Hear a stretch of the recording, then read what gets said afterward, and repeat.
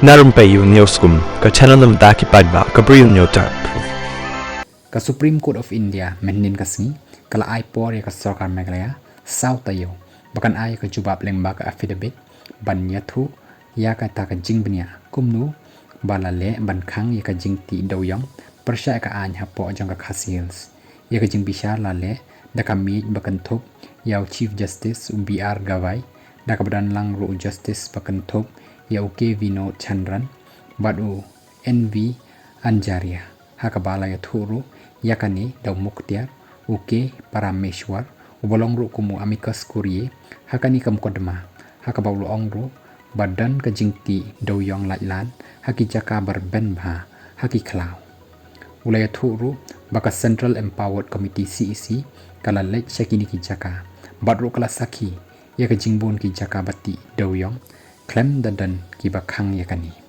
hadin basngau yakani kaying bishar kala aipor sa South ayo ya ka Meghalaya ban ai ka jubab bakumnu balale ban khang lat ya ka jingti doyong persya ka ai umuktiar ubaya sa nakabanta ka Asam ulong ban nakadaw bati doyong persya ya ka anya po ka Meghalaya ka Asam ka hab ban mat ya shibun ka jing shlei ka balaktaru ya ki wei ki shnong ki thau ki badan marchan nakaliang umuktiar ubami khmat ya ka Meghalaya ulong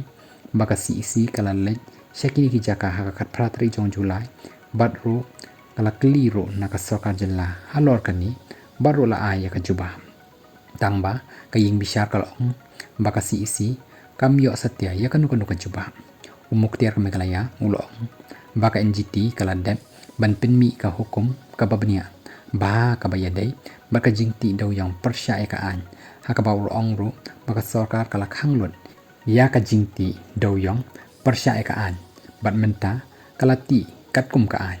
ka Supreme Court kala syong bishar biang ya kani kam kudema hau new banai September uban sawan